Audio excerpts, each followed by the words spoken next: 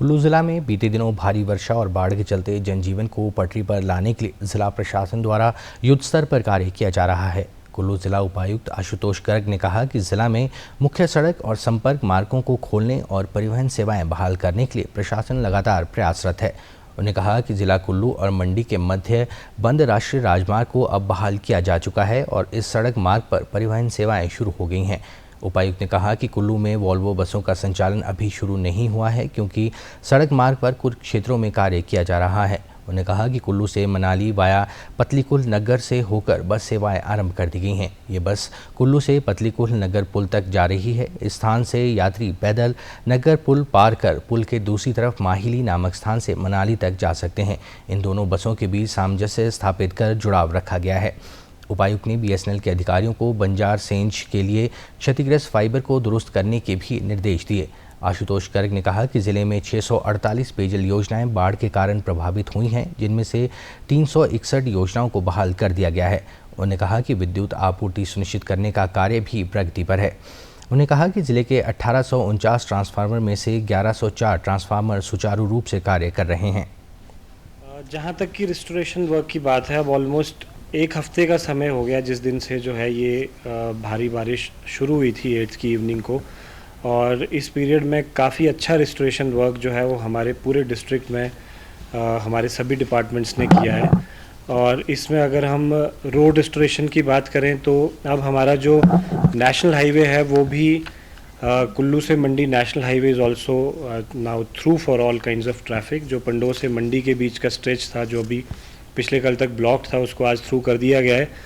और कुल्लू से मनाली के लिए भी अब हमारे पास 2 कनेक्टिविटीज़ हैं, एक तो थ्रू रायसन ब्रिज और दूसरा जो पतलीकुल ब्रिज है उसको भी आज बहाल कर दिया गया है। तो दोनों कनेक्टिविटी जो है इस समय फंक्शनल है। पतलीकुल ब्रिज जो है अभी केवल लाइट व्हीकल्स के लिए फंक्शनल है, उसमें भी कोशिश की जा रही है कि उसको जल्दी हैवी व्हीकल्स के लिए भी फंक्शनल कर दिया जाए। जहाँ तक वाटर सप्लाई स्कीम्स का सवाल है तो हमारी ऑलमोस्ट 600 से ज़्यादा स्कीमें प्रभावित थी और उसमें 300 से ज़्यादा स्कीमों को रिस्टोर कर दिया गया है।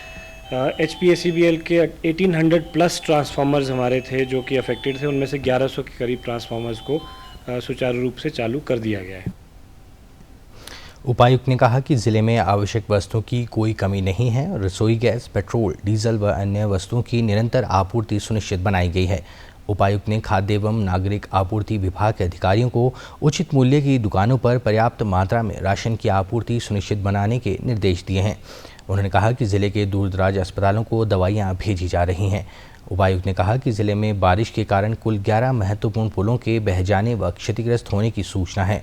उन्होंने खंड विकास अधिकारियों को उनके क्षेत्रों में बाढ़ के कारण क्षतिग्रस्त पुलों के स्थान पर झूला पुल लगाने के निर्देश दिए ताकि उन क्षेत्रों में आवागमन को सुनिश्चित बनाया जा सके। उपायुक्त ने कहा कि सेंज के शाकटी मरोड़ सहित जो ग्रामीण इलाके यातायात के लिए पूरी तरह से कट गए हैं, वहां राशन पहुंचाने का कार्य खच्चरों के माध्यम से किया जाएगा और आवश्यकता होने पर हेलीकॉप्टर की मदद से भी आवश्यक सामग्री पहुँचाई जाएगी।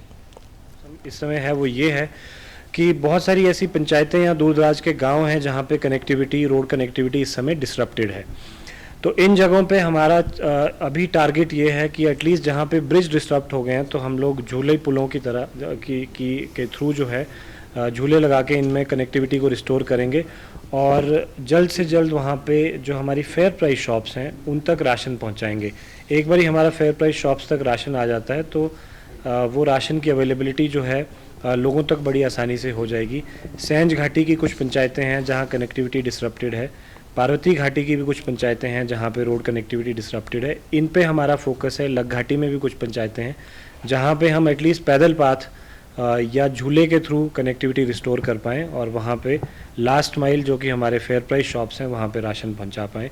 इन सब चीज़ों पे जो है वो वॉर फुटिंग पे काम चल रहा है और हमें उम्मीद है कि अगले 2-3-4 दिनों तक हर FPS शॉप तक हम सफिशेंट मात्रा में राशन पहुँचा देंगे।